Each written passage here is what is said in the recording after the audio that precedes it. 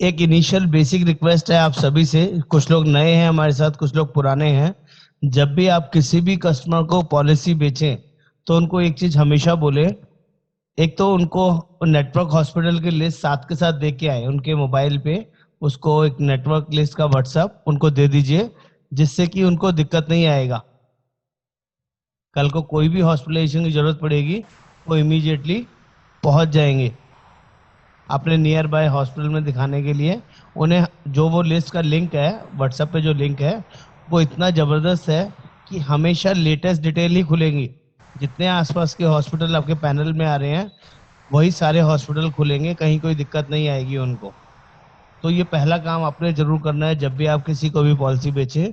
और दूसरा, उनको रिक्वेस्ट करें कि जब भी कोई क्लेम के लिए एडमिट की जरूरत पड़ने वाली है या पड़नी है, तो एक बार आपको कॉल कर लें, तो आप उनको सही गाइडेंस दे पाएं। आप अपने एरिया को अच्छे से जानते हैं, आपको पता है आपके एरिया में कौन सा हॉस्पिटल पैनल में होगा जिसमें उसको कोई परेशानी या प्रॉब्लम नहीं आने वाली है। यहीं से ही हम इस वीडियो को स्टार्ट कर रहे हैं, इस बारे में बात करेंगे कि ये जो प्रोसेस है काम कैसे करता है। अगर किसी के पास पैनल हॉस्पिटल की लिस्ट नहीं है तो मेरे से व्हाट्सएप पे डाल देंगे, मैं दोबारा भेज दूंगा उसको। तो यहाँ से स्टार्ट हो रहा है, सभी को एक बार अच्छे से फाइनली स्टार्ट कर रहा हूँ, ऊपर कर दिया ताकि आपको कुछ चीज मिस आउट ना हो। ऐसा जब भी होगा तो हम क्या बोलेंगे कस्टमर को कि या तो कस्टमर केयर पे कॉल कर ले या एजेंट को कॉल कर ले, जब भी कोई मेडिकल इमरजेंसी है और हॉस्पिटल में एडमिट होने की जरूरत है। ठीक है, दोनों में से किसी को भी बात कर लेगा तो उससे बेनिफिट क्या होगा उसको, कि उसको क्लेम लेने में परेशानी नहीं आएगी। एक तो हॉस्पिटल उसको पता चल जाएगा कि कौन से हॉस्पिटल में जाना है, और एजेंट उसको ये याद दिला देगा कि basic ID proof, policy copy और कोई रिलेटेड डॉक्यूमेंट्स आपको लेके जाने की जरूरत है तो साथ में कैरी कर लें, परेशानी ना हो। ठीक है, सबको नजर आ रहा है? ओके। इसके अलावा जब भी वो हॉस्पिटल में जाएंगे, जो भी हमारा कैशलेस हॉस्पिटल है, तो हमेशा अपना एक आईडी प्रूफ, आधार कार्ड, पैन कार्ड हॉस्पिटल में जरूर दिखाएं। और पॉलिसी की कॉपी ये मैंडेटरी है, क्योंकि डॉक्टर भी पूछेगा आपको जो ट्रीटमेंट कराना है कैश में ट्रीटमेंट कराना है या आपके पास किसी भी कंपनी का मेडिक्लेम पॉलिसी है। तो आप या तो कार्ड होगा स्टार हेल्थ का, या पॉलिसी कॉपी होगी, सॉफ्ट कॉपी या हार्ड कॉपी, कोई भी ऑप्शन में दिखा सकते हैं। आजकल कोई जरूरी नहीं है फिजिकली हार्ड कॉपी होना। ठीक है, नेक्स्ट। इनिशियली डॉक्टर जब भी पेशेंट को चेक करेगा तो पहले ये ऑब्जर्व करेगा उसको एडमिट होने की जरूरत है या नहीं है। कई बार छोटी मोटी इमरजेंसी में भी हम लोग हॉस्पिटल पहुंच जाते हैं और फाइनली वहां डॉक्टर को लगता है कि तो इसको तो एडमिट की जरूरत ही नहीं है, अननेसेसरी एडमिट होने के लिए आ गए हैं। तो ऐसा भी नहीं लगना चाहिए। लेकिन अगर डॉक्टर को लगता है कि एडमिट की जरूरत है तो वो उसको पूरा एनालाइज करेगा, चेक करेगा और एक रफली एस्टिमेशन ऑफ कॉस्ट बनाएगा कि इस पेशेंट को 2 दिन, 4 दिन, 10 दिन हॉस्पिटल में एडमिट करना पड़ेगा और अप्रोक्सीमेटली 1 लाख 2 लाख रुपए का बिल हो जाएगा। तो वो सारी वर्किंग करके आपने जो हमारे हर एक हॉस्पिटल के अंदर टीपीए डेस्क होती है उसको वो डिटेल दे देगा। वो आपसे पहले ही पूछ लेगा ये सब चीजें कि कैश में ट्रीटमेंट कराना है या। हाँ सागर जी, कुछ कह रहे हैं आप? सर हैंड रेज किया था आपने। चलिए कोई बात नहीं है, दोबारा बाद में पूछ लीजिएगा। मैं आपको बता रहा हूँ कि जब वो डॉक्टर आपसे इस चीजें पूछ लेगा, कैश में ट्रीटमेंट कराना है या मेडिक्लेम के थ्रू ट्रीटमेंट करवाना है, और वो सारा प्रोसेस एस्टिमेशन लिख के टीपीए डेस्क को भेजेगा। उसके बाद नेक्स्ट स्टेप आएगा, जो टीपीए डेस्क होती है हॉस्पिटल के अंदर, वो क्या करेगी, उस एस्टिमेशन को मेल करेगी कंपनी के पास कि इस पेशेंट के लिए अप्रोक्सीमेटली 2 लाख रुपए का खर्चा डॉक्टर ने सजेस्ट किया है, और ये पॉलिसी कॉपी है, ये उसका आईडी प्रूफ है। इसके बेसिस पे कंपनी ये चेक करेगी कि वो जो पॉलिसी है वो सही है या नहीं, सही पीरियड की है या नहीं। पहली चीज, जो आईडी प्रूफ है वो पॉलिसी के इंश्योर्ड पर्सन से मैच करता है या नहीं, नाम और डेट ऑफ बर्थ उसमें मैच होना चाहिए। और जिस पर्पज से वो एडमिट हुआ है, वो एडमिट का पर्पज जेन्युइन है या नहीं। जैसे आपको एग्जांपल बताता हूँ क्या होता है। मान लीजिए कोई पर्सन है, पहले साल ही पॉलिसी लिया है और उसको स्टोन का पेन हो गया। आप सभी को पता है पॉलिसी के अंदर 2 साल वेटिंग पीरियड रहता है। 2 साल हमारा पॉलिसी में वेटिंग पीरियड रहता है स्टोन, कैटरेक्ट, हर्निया, रसौली, पाइल्स के लिए। अगर किसी पर्सन को पहले 2 साल ये कोई इमरजेंसी होगी तो कोई भी क्लेम नहीं मिलता है। जनरली एफएचओ और सीएचआई की मैं बात कर रहा हूँ। अगर वो क्लेम इस बीमारी के रिलेटेड गया है तो क्या होगा, कंपनी चेक करके बता देगी कि ये पहले 2 साल इसका अप्रूवल नहीं मिल सकता है। लेकिन अगर यही सेम चीज उसका जो ट्रीटमेंट है, मान लीजिए फीवर की वजह से एडमिट हुआ है, कोविड-19 की वजह से एडमिट हुआ है, तो क्या है, ये नॉर्मल प्रोसीजर्स है, ये किसी को भी हो सकता है। इसमें नई या पुरानी पॉलिसी वाला कंसर्न नहीं है। सिर्फ इतना देखना होता है कि ये जो पॉलिसी है 15 दिन पुरानी है, महीने भर पुरानी है, 6 महीने पुरानी है। क्योंकि जब भी आप कोई नई पॉलिसी लेते हैं तो उसमें 30 दिन का बेसिक वेटिंग पीरियड है किसी भी बीमारी का क्लेम लेने के लिए, और कोविड के लिए 15 दिन का वेटिंग पीरियड है। कुछ लोग ऐसे भी तो प्लान करके बैठे होते हैं ना, पॉलिसी लिए और 4 दिन 10 दिन बाद ही एडमिट होने पहुंच गए।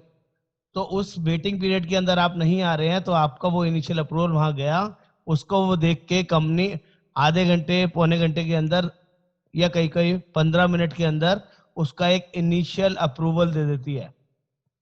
आपने 2 लाख का अप्रूवल डाला था लेकिन कंपनी ने 10,000 20,000 रुपए का इनिशियल प्री ऑथराइजेशन दे दिया। तो इससे घबराने वाली बात नहीं है, आप लोगों को समझाना चाहूंगा। क्योंकि बहुत से कस्टमर एजेंट को फोन करते हैं कि क्लेम तो 2 लाख का डाला था, कंपनी ने तो 20,000 का दिया है, बाकी 1,80,000 कौन देगा। तो आपने कस्टमर को गाइड करना है, सर ये इनिशियल अप्रूवल है, फाइनल अप्रूवल तो जब आएगा जब आपको छुट्टी मिलेगी। ठीक है, तो इससे अगर 1 रुपए का भी अप्रूवल आ गया तो आप समझ लीजिए बाकी का अप्रूवल भी 100% आएगा। अगर सारी चीजें ठीक रही तो कहीं पे भी कोई दिक्कत नहीं आएगी। ये पहले उसको डॉक्टर जो हमारा कस्टमर है उसको ये आप अच्छे से समझा दीजिए और अपने कस्टमर के टच में रहिए। जब भी कस्टमर आपको ये बताता है कि मेरे को कोई क्लेम लेना है या कोई एडमिट हो रहे हैं तो उससे घबराना नहीं है, क्योंकि एक कस्टमर आपको 10 कस्टमर और देने वाला है, ये समझ लीजिए अच्छे से। जो लोग क्लेम से घबराते हैं उनको पॉलिसीज नहीं मिलती हैं, क्योंकि हम लोग सिर्फ पॉलिसी नहीं बेच रहे हैं, लोगों की जनरली हेल्प भी कर रहे हैं। अगर किसी की फैमिली में कोई भी कंसर्न आएगा तो यू आर अवेलेबल, आप हर एक चीज के लिए खड़े हैं उसके लिए, लेकिन जेन्युइन कॉज के लिए। इस चीज का खास ध्यान रखना है, नॉन जेन्युइन या मैनिपुलेशन के लिए आप लोग नहीं है sir, to be very clear. अब बात कर लेते हैं नेक्स्ट प्रोसेस। जैसे ही वो इनिशियल अप्रूवल आया, 2 लाख के लिए डाला था आप लोगों ने, और अप्रूवल आया 10,000 या 20,000 रुपए का, तो मैंने आपको बताया है कि उससे घबराना नहीं है। और वो जो भी अप्रूवल आया उससे उसका ट्रीटमेंट स्टार्ट हो जाएगा, चाहे वो 2 दिन चले, 4 दिन चले या 10 दिन चले, वो ट्रीटमेंट चलता रहेगा। अगर 2 लाख से एक्सीड करेगा किसी रीजन से, अप्रूवल तो 2 लाख के लिए लिया था लेकिन फाइनली जो ट्रीटमेंट 3 लाख पे पहुंच रहा है, 4 लाख पे पहुंच रहा है, तो इंटरनली वो जो डॉक्टर है वो अपना एस्टिमेशन दोबारा रिवाइज करेगा और एनहांसमेंट की रिक्वेस्ट डालेगा कंपनी को डायरेक्ट, आपको नहीं बोलेगा। कंपनी को डालेगा कि जो क्लेम है 2 लाख के बदले 4 लाख पे पहुंच रहा है, इसकी एनहांसमेंट का अप्रूवल दीजिए। फिर वहां से अलग अप्रूवल आएगा, जो सेकंड अप्रूवल आएगा वो कंपैरेटिवली बड़ा अप्रूवल आएगा। पहले 20,000 में, 2 लाख में 20,000 का आया था, अब अगर अप्रूवल 4 लाख के लिए जाएगा तो 1 लाख 1.5 लाख रुपए का अप्रूवल आएगा। एक्सेप्ट करेगी कि एनहांसमेंट एक्सेप्टेड, कोई दिक्कत नहीं है, आप हमारे पेशेंट का ट्रीटमेंट करिए, जहां तक हमारी पॉलिसी है हम सपोर्ट करेंगे। अगर आपने पॉलिसी 5 लाख के लिए है, 10 लाख के लिए, 50 लाख के लिए, वहां तक आपका क्लेम मिलेगा, कहीं भी कोई दिक्कत परेशानी नहीं आएगी। ठीक है, सेकंड इसे बोलते हैं एनहांसमेंट। लेकिन कई बार ऐसी सिचुएशन भी होती है कि कोई बीच में कंपनी रिक्वायरमेंट्स मांग लेती है। पहले वाले जो इनिशियल आया था, सबसे पहला वाला जिसमें प्री ऑथराइजेशन बोला था, वहां पर भी बेसिक रिक्वायरमेंट्स आ जाती है कई बार कि पेशेंट अपना आईडी प्रूफ ले जाना भूल जाता है, पॉलिसी की कॉपी, क्लियर कॉपी लेके नहीं जाता है, या जो पेशेंट का आईडी प्रूफ दिया है उसमें डेट ऑफ बर्थ नहीं है। कई बार आधार कार्ड ऐसे होते हैं जिनमें डेट ऑफ बर्थ नहीं होती है, या जो कॉपी ड्राइविंग लाइसेंस लेके गए हैं वो जेब में रखा रखा घिस गया है, उसमें नाम और कुछ भी क्लियर नहीं है, तो दूसरा आईडी प्रूफ मांगा जाता है, उसके बिना अप्रूवल नहीं आता है। या किसी ऐसी बीमारी की वजह से एडमिट होते हैं, बीपी के लिए, शुगर के लिए, या कोई बड़ी बीमारी हार्ट से रिलेटेड, हार्ट अटैक के लिए, उस केस में कंपनी आपसे और डॉक्यूमेंट मांग सकती है कि ये इलाज कब से चल रहा है। इन्हें बीपी, शुगर या अस्थमा या थायराइड, जिस चीज के लिए भी आप एडमिट हुए हैं, वो ट्रीटमेंट कब से चल रहा है, उसकी फर्स्ट कंसल्टेशन रिपोर्ट शेयर कर दीजिए, या जब से भी चल रहा है उसके पेपर दे दीजिए, इनका ट्रीटमेंट कब से चल रहा है। तो वो जो पेपर्स हैं जब तक आप सबमिट नहीं करेंगे हॉस्पिटल में, किसको सबमिट करने हैं, पेशेंट या पेशेंट के फैमिली मेंबर्स को, जब तक फर्दर कोई अप्रूवल नहीं आने वाला है। वो कोई भी क्वेरीज आएगी, आपको अपने कस्टमर को समझाना है, उस क्वेरी को फुलफिल करना है, कंप्लीट करना है। दोनों तरह के केसेस में आप लोगों को समझा रहा हूँ, एक इजी वाला भी, और इसमें थोड़ी सी प्रॉब्लम आ सकती है या जिसमें डॉक्यूमेंटेशन रिक्वायर्ड होगी, वो चीजें भी आपको साथ साथ समझा रहा हूँ। ठीक है।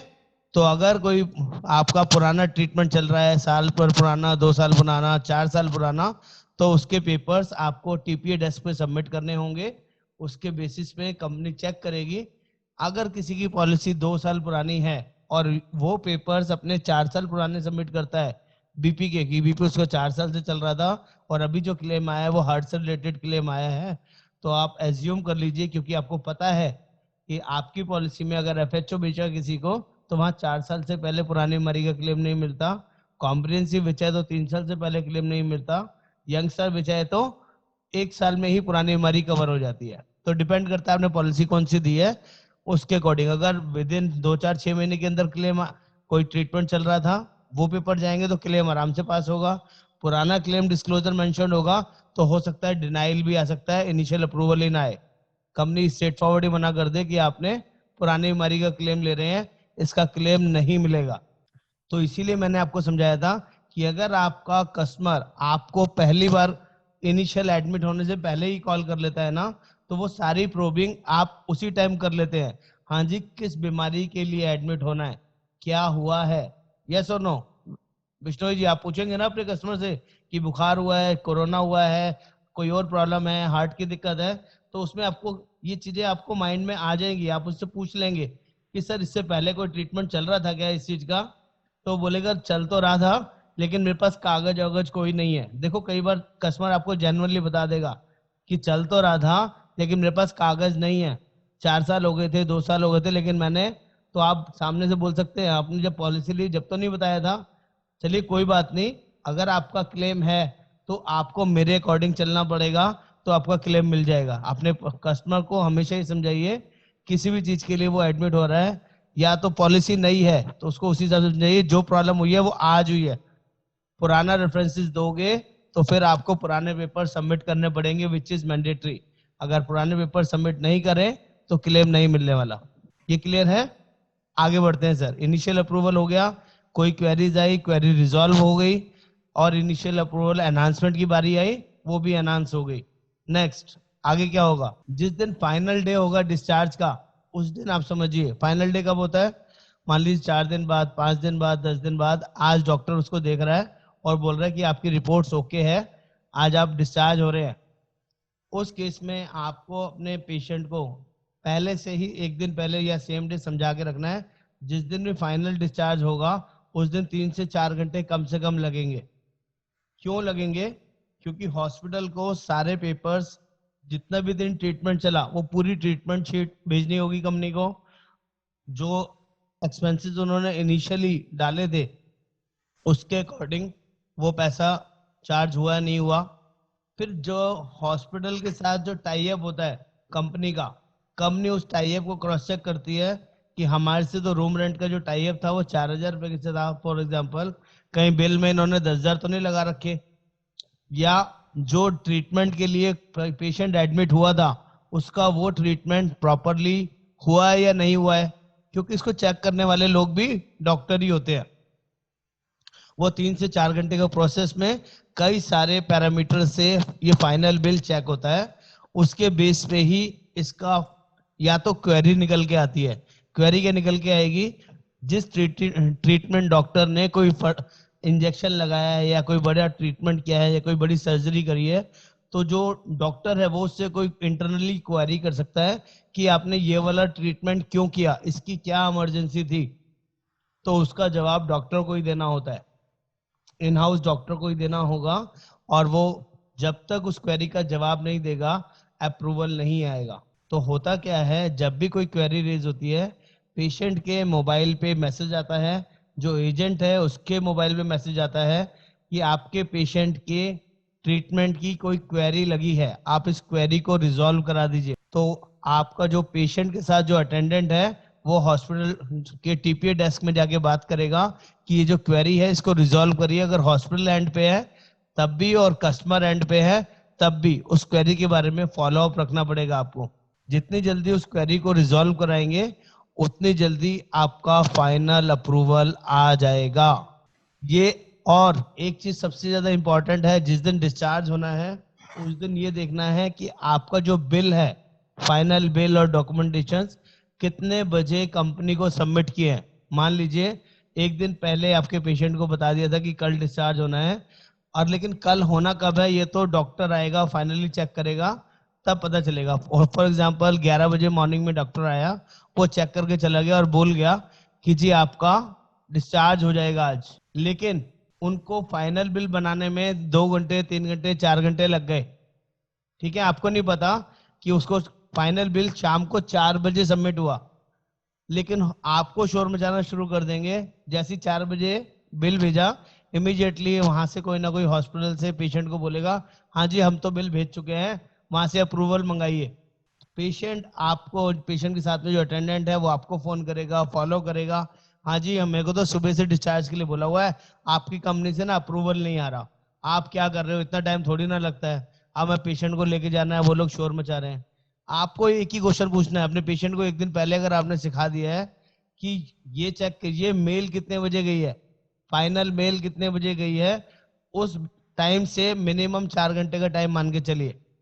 अगर मेल 4 बजे गई है तो बोल के चलिए 8 बजे से पहले पहले आपको अप्रूवल आ जाएगा। अगर कोई क्वेरी नहीं लगी, क्वेरी इन द सेंस कोई डॉक्यूमेंट्स कंपनी को रिक्वायर्ड नहीं है फर्दर, जो भी पेपर्स उन्होंने भेजे हैं, कई बार इंटरनल जो ट्रीटमेंट की शीट होती है ये हॉस्पिटल वाले लगाना भूल जाते हैं कि डे बाय डे बेसिस पे क्या क्या ट्रीटमेंट चला, कौन कौन सी दवाइयां चली, वो डॉक्टर्स को चेक करनी होती है। बाई चांस कोरोना ही हुआ है किसी को, तो कोरोना के केस में पीपी किट यूज करी नहीं करी, पेशेंट ने पहनी नहीं पहनी, वो बहुत सारी चीजें इंटरनल डिटेल्स में मेंशन्ड होती हैं, उसी के बेसिस पे फाइनल अप्रूवल आता है। तो अगर वो पेपर्स कोई चाहिए या डॉक्टर से कुछ कंसल्ट करना है या डॉक्टर की कोई क्लैरिफिकेशन चाहिए तो उसके लिए क्वेरी रेज होती है। और ट्रीटमेंट के टाइम में कोई फर्दर चीजें निकल के आ जाती हैं, कोई और बीपी शुगर या कुछ और निकल के आ जाता है, तो डॉक्टर वो भी फर्दर चीजें उसमें लिख के भेजता है। उसके बेसिस पे कंपनी पेशेंट से भी कुछ क्वेरी मांग सकती है ट्रीटमेंट, कि आपका इस चीज का पहले से चल रहा था जो ये अभी निकल के आया है। कई बार किसी की रॉड निकल के दिख जाती है, कई बार किसी की कोई पहले सर्जरी हो रखी होती है, पॉलिसी में डिस्क्लोज नहीं कर रखी होती है, तो वो बहुत खतरनाक होती है, ऐसा होना नहीं चाहिए। अगर किसी भी कस्टमर के साथ पहले कोई सर्जरी हो रखी है तो पॉलिसी में डिस्क्लोजर होना बहुत जरूरी होता है। बाद में पता चलता है तो प्रॉब्लमेटिक है, कंपनी क्लेम अटका सकती है, किसी का पहले से कोई चल रहा है। जैसे ही ये सारी चीजें हम लोग सबमिट कर देते हैं, या तो डॉक्टर एंड पे, जो हॉस्पिटल एंड पे, या हमारी तरफ से टाइम 4 बजे से 8 बजे के बीच में अप्रूवल आ जाता है। हमें एक बार आपने हमें वो टाइमली बताना है, जिस टाइम वो बिल गया, फाइनल बिल जिस टाइम सबमिट हुआ, अगर आपने वो इंटीमेशन मुझे टाइमली कर दिया तो ये मेरी गारंटी है 3 से 4 घंटे में वो फाइनल अप्रूवल आ जाएगा, इसमें कहीं पे भी कोई डिले नहीं होगा। बस प्रॉब्लम इज दैट कि आपको वो टाइम नोट करना है, उस टाइम के बेसिस पे ही ये सारा प्रोसेस फॉलो होगा। वो जो क्वेरी आई है, क्वेरी जाने के 4 घंटे बाद अगले 4 घंटे स्टार्ट होंगे। ऐसा नहीं है कि क्वेरी तो आई थी आपने 4 बजे बिल सबमिट किया, कंपनी ने 6 बजे क्वेरी रेज करी, और रेज करने के बाद आप 8 बजे 9 बजे आप उस क्वेरी को रिजॉल्व करवा रहे हो, फाइनल क्वेरी रिजॉल्व कब हुई, अब उससे 4 घंटे स्टार्ट हो गए। ऐसा कभी नहीं होता कि क्वेरी से जो हमने बिल सबमिट किया था उससे 4 घंटे के होंगे, जो फाइनल क्वेरी थी उसके बाद, क्योंकि उसके बाद भी चेक करने के लिए टाइम चाहिए। मैं समझा पाया आप सभी को अपनी बात? ये कैशलेस का इंटरनल प्रोसेस है। आपको सिर्फ अपने कस्टमर से कहाँ कहाँ टच करना है, एक सबसे पहली बात जहाँ पर जब भी उसको एडमिट की जरूरत पड़ेगी, चाहे वो एक्सीडेंट की वजह से हो या बीमारी की वजह से। ठीक है, और आप लोग बताएंगे मेरे से ज्यादा। अब आप लोगों को चीजें समझ में आएंगी। इसको मैं स्टॉप कर रहा हूँ शेयरिंग को। अपने आप को अनम्यूट कर लीजिए वन बाय वन, जिससे मैं पूछूंगा। मुझे बताइए जी, देवा ज्योति जी, आपको क्या लगा, कहाँ कहाँ पे आपको कस्टमर के साथ कनेक्ट में रहना है, कनेक्शन में रहना है? सर मैंने डिस्कनेक्ट हो गया था थोड़ा। डिस्कनेक्ट हो गए थे, कोई बात नहीं। बिश्नोई जी, आपको समझ में आया? आपको हाँ सर। कहाँ लगता है कहाँ का कनेक्ट होना बहुत जरूरी है कस्टमर के साथ? पहले तो सर एडमिशन के टाइम में उसको बताना पड़ेगा। पहला एडमिशन के टाइम में, और इसके बाद? उसके बाद जब ट्रीटमेंट शुरू हो जाएगा, उसको ये हाँ, बताना पड़ेगा कि आपका अप्रूवल जो है थोड़ा कम पैसे का है और बाद में पूरा आएगा। तो पहले उसमें स्टार्ट होना है। समझाना है उसको, कस्टमर को समझाना है कि आप घबराए नहीं है, जितने का पॉलिसी है वहां तक आपका इलाज पूरा होगा।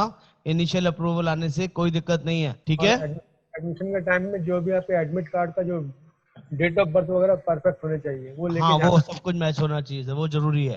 तब जाके शुरू होगा। जी, सागर चावला जी, राकेश जी, इसके बाद कब जरूरत पड़ेगी पेशेंट को या आपको कनेक्ट करने की?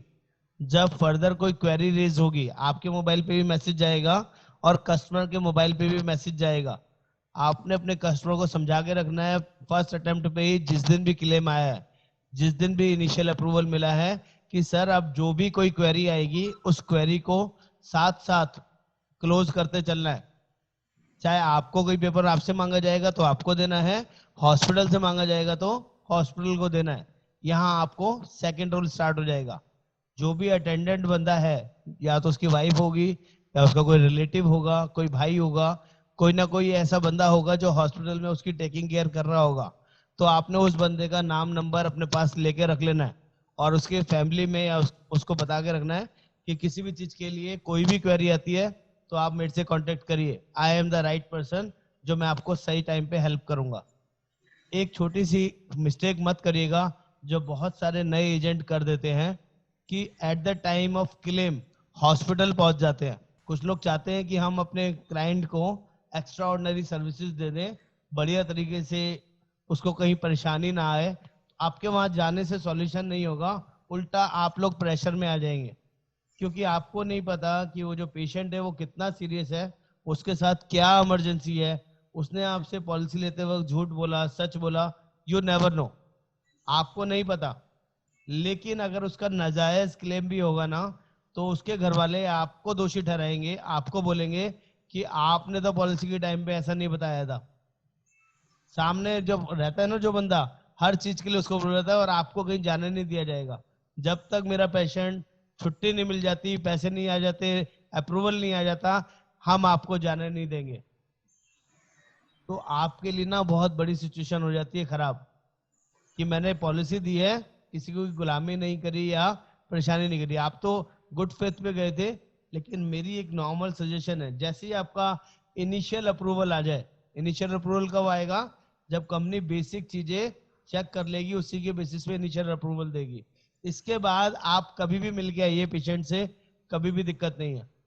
और एक फाइनल डे, जिस दिन भी डिस्चार्ज होना है, उस दिन कभी भी कस्टमर से मिलने नहीं जाना है।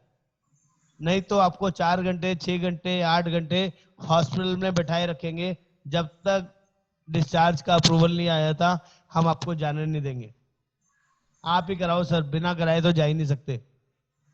तो ये समझ लीजिए, आप पूरा टाइम इस अपना खराब कर लेंगे और रिजल्ट नहीं निकल पाएगा। मैं आपको बताऊंगा काम कहाँ आएगा। पहले आपको प्रोसेस समझा रहा हूँ कि क्वेरी आते ही क्वेरी का रिजल्ट रिप्लाई करना सबसे ज्यादा जरूरी है।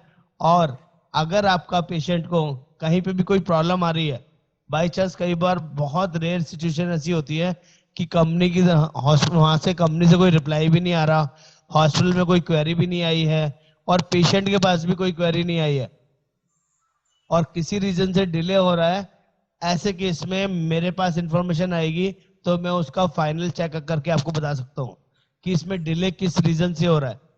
कई बार ऐसा होता है अर्ली क्लेम्स आ जाते हैं किसी चीज को लेके, क्योंकि मेरे पास काफी एक्सपोजर है, मैं कंपनी के साथ शुरू से जुड़ा हुआ हूँ।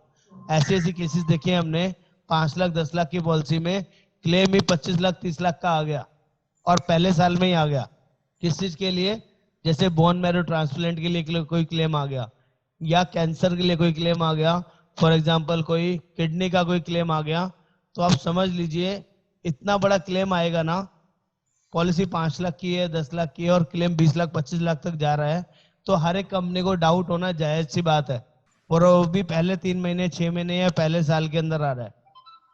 क्यों? उसका लॉजिक है, आप समझिए। आप प्रीमियम दे रहे हैं 10,000 15,000 5,000 और अचानक क्लेम आ जाता है 20 लाख 25 लाख का, तो कंपनी उसमें थॉरो इन्वेस्टिगेशन कर सकती है।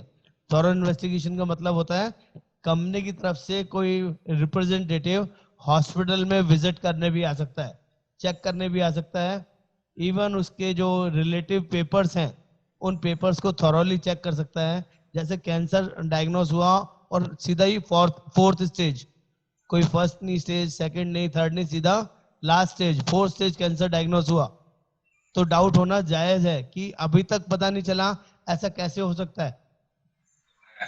डॉक्टर से भी कंसल्ट कर सकती है टीम, या बात भी कर सकती है, घर वालों से भी 1-to-1 डिस्कशन कर सकते हैं, क्योंकि वो बड़ा खर्चा है। अगर कोई मैनिपुलेशन फाइंड आउट होती है, या तो पेशेंट सामने से बोल देता है कि हाँ जी मेरा तो ट्रीटमेंट चल रहा था, मैंने नहीं बताया, या मुझे लगा ही नहीं बताने की जरूरत है इसमें, तो आप समझ लीजिए ऐसे क्लेम में टाइम लग सकता है।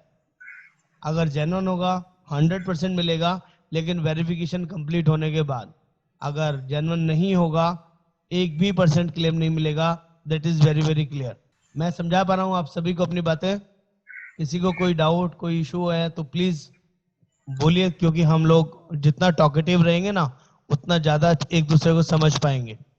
सर बाई चांस ये जो अप्रूवल हुआ है, अप्रूवल नहीं हो पाया और क्लेम जैसे 5 लाख की पॉलिसी है जी और 10-12 लाख का क्लेम आ गया और उसमें भी अप्रूवल में डिले हो रहा है और पेशेंट को ऑलरेडी डिस्चार्ज का टाइमिंग है, तो उसको छोड़ेंगे नहीं क्या वहां से जब तक वो पैसा नहीं भरेगा? नहीं छोड़ेंगे सर। तब क्या करेंगे? देखिए सर, ये जो डिस्चार्ज वाली सिचुएशन तो बहुत बाद में आएगी, पहले तो इनिशियल अप्रूवल की बात आएगी। डिस्चार्ज कब होगा? 2 दिन बाद, 4 दिन बाद, 10 दिन बाद, 15 दिन बाद। लेकिन जो वेरिफिकेशन होती है ना, वो इनिशियल स्टेज में होती है। जिस टाइम वो एडमिट हुआ, जिस टाइम डॉक्टर ने एनालाइज किया कि उसको बीमारी क्या है और उसका ट्रीटमेंट कितने अमाउंट का जाएगा, उसी टाइम सारी वेरिफिकेशंस होती हैं। अगर 1% डाउट बड़ा है और कस्टमर भी ज्यादा ओवर स्मार्ट है, क्लेवर है, उसने पॉलिसी इस तरह से माइंडसेट करके ली है कि एजेंट को कुछ बताना नहीं और क्लेम बढ़ा लेना है और हॉस्पिटल में ऐसे इनोसेंट हो जाना है जैसे कुछ पता ही नहीं, पहले कभी कुछ हुआ ही नहीं, तो उस किसी किसी केस के अंदर कंपनी स्ट्रेट फॉरवर्ड उसका कैशलेस डिनाई कर सकती है। वो उसके हाथ में पावर है।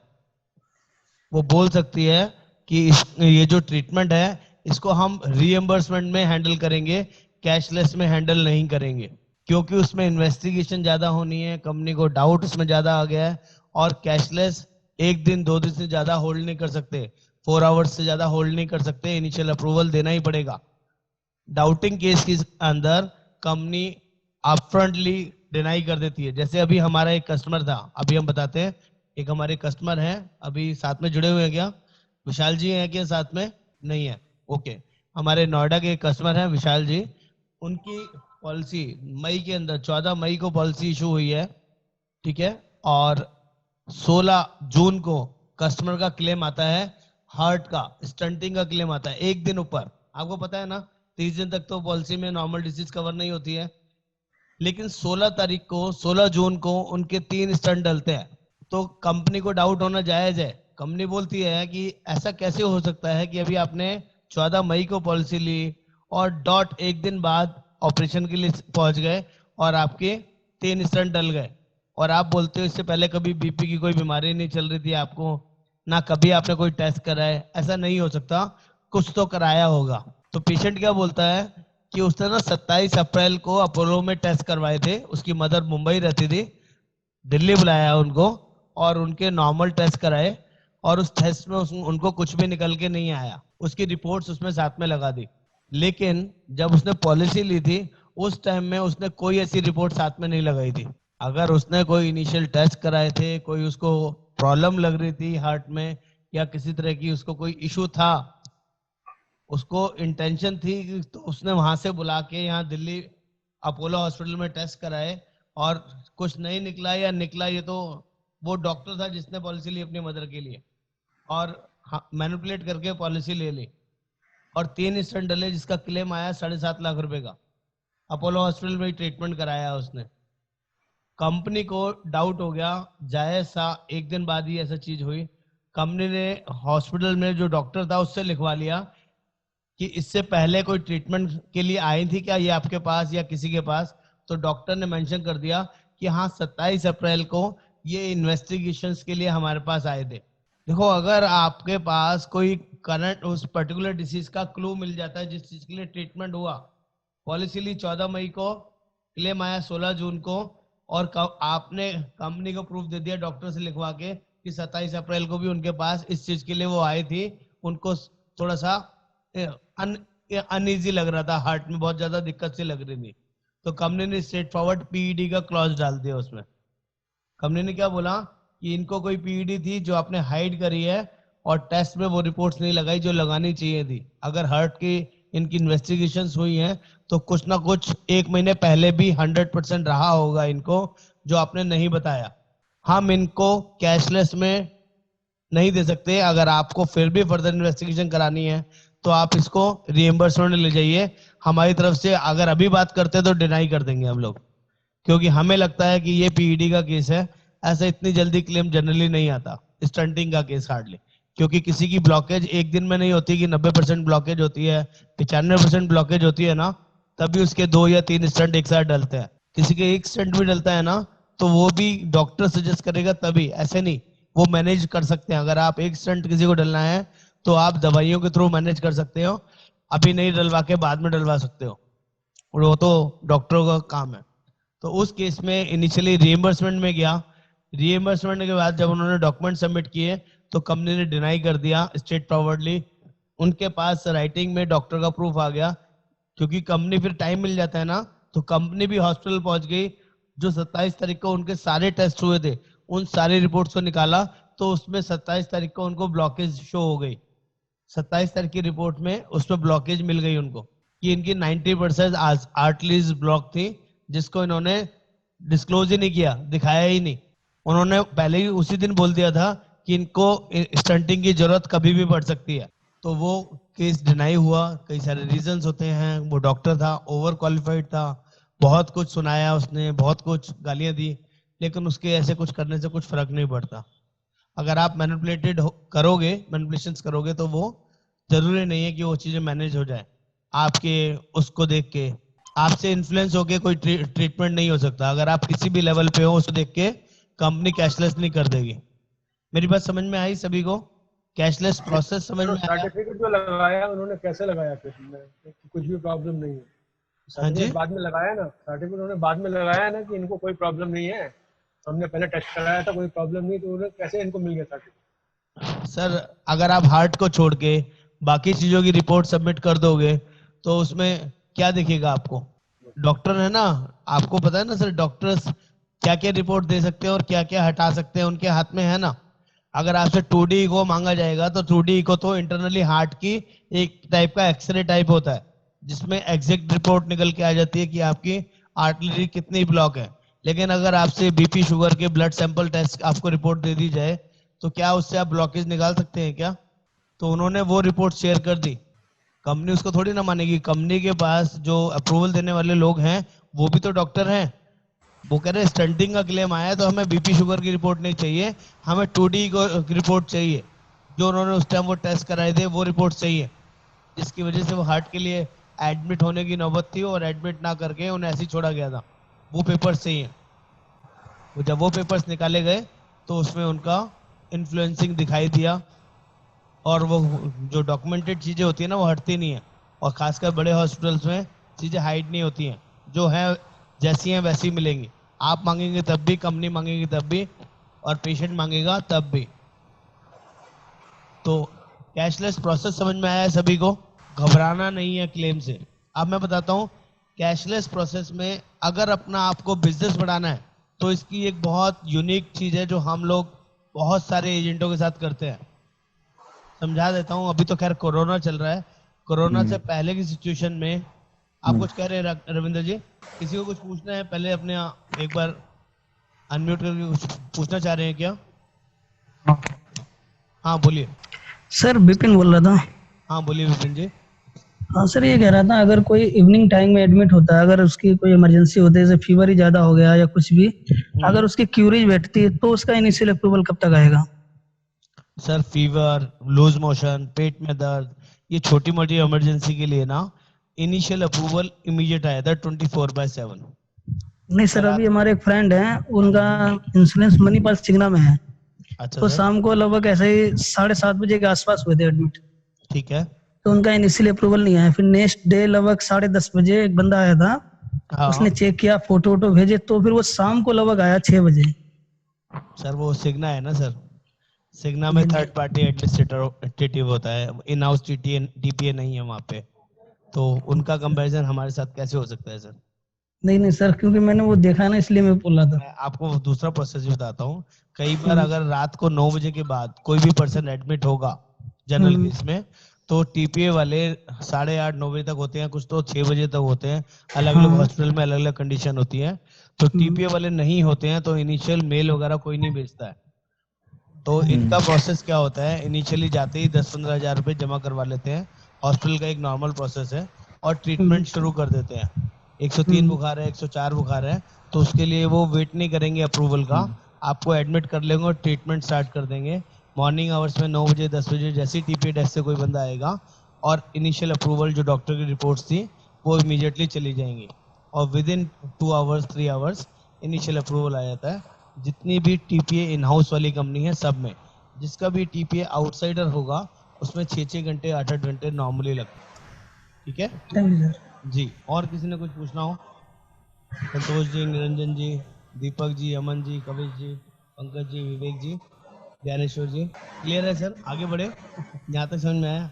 मैं आपको बता रहा था, अगर आपका एक पेशेंट हॉस्पिटल में एडमिट हो जाए और वहां से 10 पॉलिसी लेनी हो, उसका एक बहुत ही अच्छा और बढ़िया तरीका है।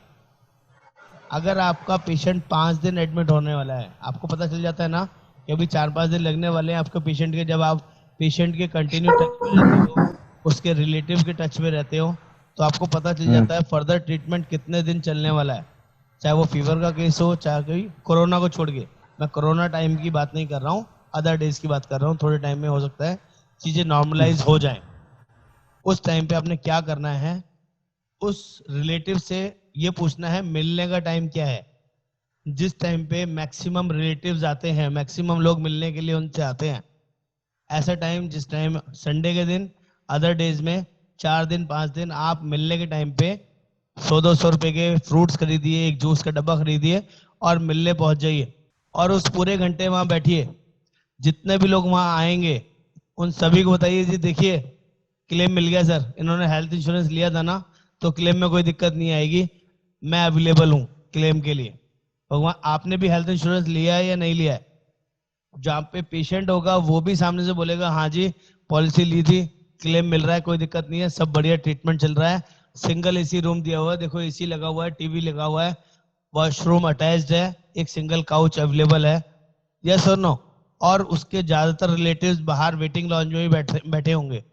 कुछ लोग एक एक दो दो करके मिलने आएंगे, ज्यादा लोग होंगे तो वेटिंग लॉन्ज में भी बैठे होंगे। वहां पर अपना विजिटिंग कार्ड देना नहीं भूलना है, वहां पर उनसे उनके नंबर लेना नहीं भूलना है। देखो सर, अभी तो आप यहाँ काम निपटा लीजिए, इनको पहले डिस्चार्ज करा लीजिए, लेकिन इसको कराने के बाद आपको अपने लिए पॉलिसी लेना बहुत जरूरी है। और मैं ही आपको दूंगा सर पॉलिसी, ये मेरी गारंटी है, बढ़िया पॉलिसी दूंगा, इसका वादा है। 5 दिन में हर बार आपको नए रिश्तेदार मिलेंगे, कोई ऑफिस का कुलीग मिलेगा, कोई रिलेटिव मिलेगा, कोई यार दोस्त मिलेगा, कोई ना कोई ऐसे लोग मिलेंगे जिनसे आप पहले नहीं मिले, और कुछ पुराने भी मिलेंगे जो ऑलरेडी घर के लोग हैं, जो आपको डेडिकेटली वहीं पे ही है। यस और नो? फाइनल डे नहीं जाना है सर, आपने इस चीज का खास ध्यान रखना। पहले दिन और फाइनल डे, जिस दिन डिस्चार्ज होना है उस दिन मिलने नहीं जाना है। मैंने समझाया ना सबको क्यों नहीं जाना है, चीजें क्लियर हैं?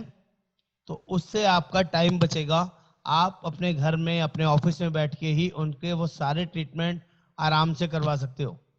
प्रोसेस को फॉलो करवाना उसका काम है, आपका काम है कि आप उसके साथ जो अटेंडेंट है उसको सही गाइड करें, उनसे पूछते रहें जिस दिन डिस्चार्ज होना है, जब फाइनल बिल सबमिट होगा मुझे उस टाइम कॉल करना। इससे पहले नहीं कि आज डिस्चार्ज हो रहे हैं जी, अप्रूवल दे दो, अप्रूवल दे दो जी। जब आपका फाइनल बिल सबमिट हो जाएगा ना, उसके बाद मुझे कॉल करना, फिर मैं आपको आगे का प्रोसेस बताऊंगा। वो जैसे ही सबमिट होगा आपके पास कॉल आ जाएगा, उसी टाइम आपने मुझे कॉल करना है। मेरे ऊपर ललित जी हैं, उनको कॉल कर सकते हो, उनके ऊपर विरमानी जी हैं, उनको भी कॉल कर सकते हो अगर कोई इमरजेंसी है, अगर आपका क्लेम किसी भी रीजन से डिले हो रहा है। लेकिन उसी टाइम कॉल करने से क्या होगा, हम लोग उसी टाइम एक टॉपअप मेल डाल देंगे क्लेम आईडी डाल के कि ये इसकी क्लेम आईडी है। वो आपको मैसेज जो आएगा वही हमें फॉरवर्ड करना है और हम उसको प्रायोरिटी बेस पे लॉगिन के लिए डाल देंगे। उससे जल्दी क्लेम प्रोसेस हो जाएगा, दिक्कत नहीं आएगी। लेकिन 4 घंटे बाद, 2 घंटे बाद, 1 घंटे बाद अगर कोई क्वेरी रेज हुआ है उसमें, अगर कोई क्वेरी रेज हुआ है तो आपने पेशेंट को बोल के चलना है कि वो क्वेरी को पहले रिजॉल्व करेंगे और उसके बाद फाइनल बताएंगे कि वो क्वेरी कितने बजे रिजॉल्व हुई है। अगर कोई क्वेरी आई है, अगर पेशेंट की तरफ से कोई डॉक्यूमेंटेशन देनी है तब भी, हॉस्पिटल की तरफ से डॉक्यूमेंटेशन देनी है तब भी, क्वेरी क्या आई है वो आपको पता चलनी चाहिए। क्योंकि आपके पास सिर्फ मैसेज आएगा, आपके पास डिटेल नहीं आएगी। क्या मैसेज आएगा? पेशेंट नंबर, पेशेंट नेम मान लीजिए है प्रमोद गुप्ता, उसका claim number such and such आएगा, लिखा आएगा क्वेरी रेज्ड, दैट्स इट। अब आपने अपने पेशेंट को कॉल करना है, जो अटेंडेंट होगा उसकी मेल आईडी पे वो क्वेरी दिखेगी। जो हॉस्पिटल में बैठा हुआ है टीपीए डेस्क के पास, उसको जाके बोलना वो क्वेरी निकलवा के लेके आओ, क्या क्वेरी आई है। वो क्वेरी हॉस्पिटल की तरफ से सबमिट होनी है या आपकी तरफ से, वो आपने उससे गेट इन टच रहना है। क्लियर है? ये थोड़ा सा टेक्निकल जरूर है, लेकिन इतना मुश्किल काम नहीं है कि जो आपसे नहीं होने वाला। क्योंकि हमारा काम क्या है, हमें कंपनी को और कस्टमर को कनेक्ट कराना है आपस में। कुछ भी बीच में अगर मिसिंग चीज है, उस मिसिंग चीज को अगर हम लोगों ने सही टाइम पे कनेक्ट करा दिया तो ट्रीटमेंट और जो क्लेम मिलना है वो 100% मिलेगा। इसमें कोई इफ एंड बट नहीं है। ये मत सोचिए कि हमारा काम सिर्फ पॉलिसी बेचना है। सर क्लेम दिलवा दिया ना तो आपकी नजर, जो पेशेंट की नजरों में आपकी जो इमेज है वो कई सालों तक फिक्स हो जाएगी कि ये आदमी मेरे को टाइम पे क्लेम दिलवा दिया, सबको दिलवा सकता है। इसके अंदर वो एबिलिटी है, वो कैपेबिलिटी है, ही इज नॉलेजेबल पर्सन, इसको सारा प्रोसेस पता है। आपको कभी भी कस्टमर के सामने किसी सीनियर को कॉल पे नहीं लेना है। ये मैं आपको बेसिक चीज समझा रहा हूं। अगर आपने अननेसेसरी गलती की, अपना प्रेशर दूसरे के सर पे डालने से प्रेशर कम नहीं हो जाएगा। और कभी भी मेरा नंबर, ललित जी का नंबर, विरमानी जी का नंबर कभी भी डायरेक्टली कस्टमर को नहीं देना है, क्या कैसा भी केस क्यों ना हो। Handling yourself. अगर आपने वो चीज दूसरे को दे दिया तो वो आपकी इमेज खत्म हो जाएगी। वो आपको नहीं जानेगा किसी भी छोटे बड़े क्लेम में, हर चीज के लिए वो मेरे से, ललित जी से या विरमानी जी से बात करेगा। उसके लिए आप अथॉरिटी है, फेस वैल्यू आप है कंपनी की, कि आप क्लेम पास करा के दे रहे हैं, आपने अपने लेवल पे आगे बात करनी है। मैं समझा पा रहा हूँ सभी को? अपनी इमेज को खत्म कराने के लिए कभी भी किसी को अपने सीनियर्स के नंबर नहीं देने, कभी कॉन कॉल पे लेके बात नहीं करनी कि मेरा पेशेंट, मेरा कस्टमर तो ये कह रहा है, कंपनी ये कह रही है, अब क्या करे। उससे सॉल्यूशन नहीं मिलेगा। यस और नो प्लीज कम्युनिकेट कीजिए। यहां तक चीजें समझ पा रहे हैं? प्लीज बताइए सर। I am waiting. मुझे आप सभी का रिप्लाई चाहिए। I need reply. Cashless treatment सभी को समझ में आया कि नहीं? जिसको नहीं आया हम लोग फिर डिस्कस करेंगे। आई डोंट माइंड, मुझे दोबारा डिस्कस करने में 1% भी दिक्कत नहीं है, लेकिन प्रोसेस 100% क्लियर होना चाहिए। देखो पॉलिसी बेचेंगे, क्लेम आएगा, इसके लिए आप बेफिक्र रहिए। संतोष जी आप कुछ बोल रहे हैं, बोलिए। ज्ञानेश्वर जी कुछ कह रहे हैं? हाँ सर, मैं पूछ रहा हूँ कि अगर किसी को इमरजेंसी होती है। जी हेलो, हाँ बोलिए सर। आवाज आ रही है सर? हाँ बिल्कुल आ रही है सर। किसी को कोई इमरजेंसी होती है, चाह रहा हूँ कि अगर किसी को इमरजेंसी में कुछ एक्सीडेंट वगैरह होता है ठीक है तो उसके अप्रूवल का वेट कितने समय तक कर सकते हैं? सर जितनी इमरजेंसी कोई भी हो, अगर बड़ी इमरजेंसी है, क्लेम की वजह, क्लेम नहीं रुकता है सर कभी भी। एक्सीडेंट का क्लेम में बहुत फास्ट अप्रूवल आता है, क्योंकि उसमें जीने मरने का सवाल होता है। अगर मान लो डॉक्टर एक एस्टिमेशन देता है कि इसका कोई सर्जरी होना है, एक्सीडेंट में कई कई सारी चीजें हो सकती हैं, कई बार गोली लग सकती है, कई बार रोड साइड कोई मेजर एक्सीडेंट हो सकता है, कोई छत से गिर सकता है, आपस की लड़ाई झगड़ा हो सकता है, वो भी एक्सीडेंट है। जितना सीरियस केस होगा उतना सीरियसनेस हॉस्पिटल वालों को दिखानी पड़ेगी, और वो सीरियस इशू लिख के ही कंपनी को भेजा जाएगा। अगर बहुत ही मेजर इशू है, बहुत ज्यादा चोट लगी हुई है, तो वहां जाते ही 10-20 हजार रुपए पैसे नहीं मांगे जाएंगे, सीधा अप्रूवल की बात होगी और वहां जाते ही ट्रीटमेंट शुरू हो जाएगा। अगर बहुत ही बड़ा हॉस्पिटल है जैसे मैक्स, फोर्टिस, अपोलो, इस टाइप मेदांता जैसे हॉस्पिटल हैं आप जिनको बड़ी कैटेगरी में आते हैं, तो आप कभी भी जाएंगे, चाहे बीमारी के लिए या सर्जरी के लिए या एक्सीडेंट के लिए, तो वहां उनका बेसिक प्रोसेस फॉलो करना पड़ेगा। 10-20-50 हजार रुपये वो जाते ही जमा एज ए सिक्योरिटी कराएंगे ही कराएंगे, किसी भी टाइम में आप जाए, चाहे नॉर्मल कोर्स में जाए या लेट आवर्स में जाए। छोटे हॉस्पिटल वाले फिर भी बिना पैसे लिए एक बार वो ट्रीटमेंट शुरू कर देंगे, लेकिन बड़े हॉस्पिटल का ये फंडा है, उनका पैसा इनिशियल डिपॉजिट होना चाहिए। क्या पता इमरजेंसी उस लेवल की है या नहीं, लेकिन उनके खर्चे बड़े होते हैं। तो अगर बड़े एक्सीडेंट की वजह से जाएंगे तो उसका अप्रूवल 15 मिनट, आधे घंटे, 1 घंटे के अंदर 100% आता है। 2 लाख का भी अप्रूवल है तो फटाफट अप्रूवल 50 हजार का आएगा, लाख रुपए का आएगा। वहां पर वो कंजूसी वाला ट्रीटमेंट अप्रूवल नहीं आएगा कि 5 हजार 10 हजार का अप्रूवल दे दिया, क्योंकि वहां सीरियसनेस डिफरेंट लेवल की होगी, सर्जरी की या कोई और फर्स्ट एड की जरूरत होगी, तो अप्रूवल भी फटाफट 40 हजार 50 हजार लाख रुपए का आएगा, अगर 2 लाख की डिमांड की गई है तो। क्योंकि वहां पर लाइफ रिस्क में आ जाती है कस्टमर की, पेशेंट की, तो उसमें और टेंशन वाला कोई काम नहीं है सर, जल्दी हो जाता है काम। ठीक है, और कोई क्वेरी? अभी रिसेंटली हमारे कस्टमर का क्लेम आया है, 5,000 रुपए की पॉलिसी ली थी उन्होंने, CHI पॉलिसी ली थी 7,500-8 हजार रुपए की, लास्ट ईयर पॉलिसी ली थी। उसका ट्रक से एक्सीडेंट हो गया, रात को लेट आवर्स जा रहे थे, अचानक ट्रक ने ब्रेक मार ली, गाड़ी ट्रक के अंदर घुस गई, उसका एक राइट हैंड काटना पड़ा है, राइट हैंड। क्लेम आया है 2.5 लाख रुपए का, कंपनी ने 2,48,000 रुपए का क्लेम सेटल किया है। ओनली 2,000 रुपए का सिर्फ कंज्यूमेबल पार्ट था, उसको डिसअलाउ किया है, बाकी टोटल एक्सपेंस कंपनी ने पास किया है। तो ऐसा होता है। अप्रूवल, इनिशियल अप्रूवल के लिए प्रोसेस कौन किसका करना है? हॉस्पिटल करेगा ना? सब हॉस्पिटल करता है। अगर कैशलेस हॉस्पिटल में जाएंगे तो सारा प्रोसेस हॉस्पिटल हैंडल करता है। आपको तो सिर्फ जो भी साथ में है उसको एक आईडी प्रूफ और पॉलिसी कॉपी या आईडी कार्ड लेके जाना पड़ेगा, पॉलिसी का जो कार्ड आता है। सर एक क्वेश्चन था सर। हाँ बोलिए। विपिन बोल रहा था सर।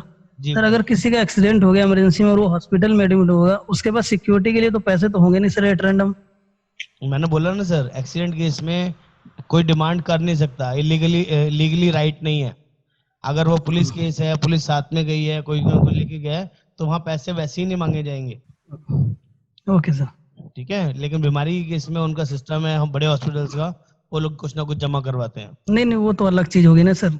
हाँ, एक्सीडेंट के केस में कोई पैसे नहीं मांगता। Okay sir. इमीडिएट ट्रीटमेंट शुरू हो जाता है।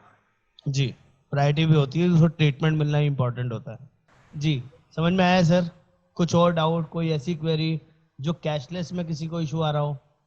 क्लियर है विपिन जी को? ओके, पंकज जी क्लियर है? दिव्या ज्योति जी, रविंद्र जी? सर हम लोग LIC में हैं या स्टार हेल्थ में हैं, ये समझ लीजिए कि हम लोग जेन्युइन कॉज में हैं, हम लोग सही काम कर रहे हैं।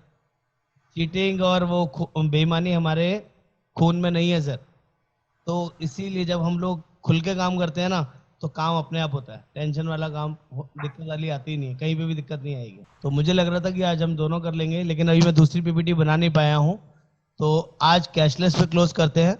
कल हम लोग मंडे या ट्यूसडे में जब हम नेक्स्ट सेशन करेंगे तो रीएम्बर्समेंट का प्रोसेस लेंगे, क्योंकि वो थोड़ा लेंथी प्रोसेस है। कैशलेस क्लियर कर पाए एक बारी में तो ये ज़्यादा अच्छा है सर।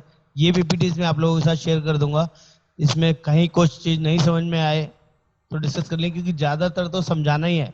PPTs में मैं इतना सब कुछ नहीं लिख सकता जो उसमें होता है, लेकिन आपको कॉन्सेप्ट समझाने का मेरा पर्पस था कि PPTs इस तरह से काम करेगी।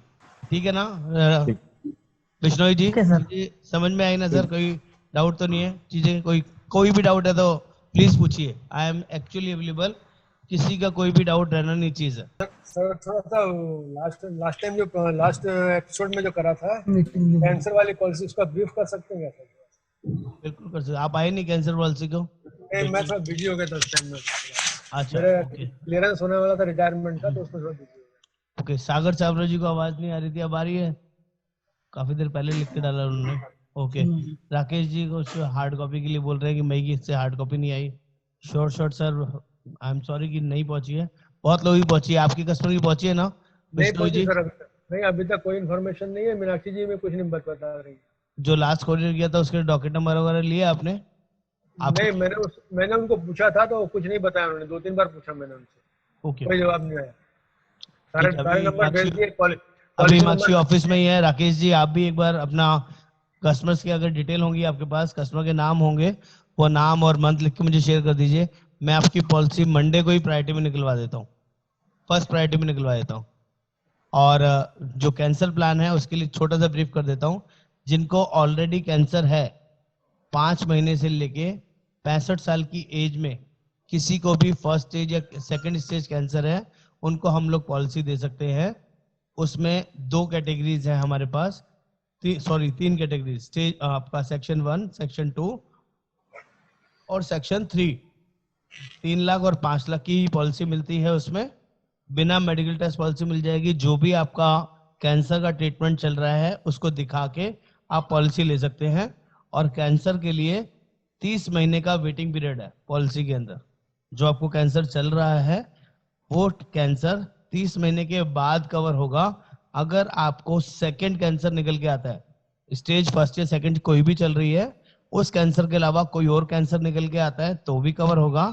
या आपके कैंसर की स्टेज बढ़ जाती है, 3rd या 4th स्टेज आ जाती है, तो भी आप पॉलिसी में लमसम पैसा ले सकते हैं। 3 लाख की पॉलिसी में 1.5 लाख, 5 लाख की पॉलिसी में 2.5 लाख। 30 महीने के बाद यू आर एलिजिबल अगर ऐसा कुछ होता है तो। पहले 30 महीने कैंसर के लिए कोई ट्रीटमेंट पॉलिसी में नहीं मिलता है।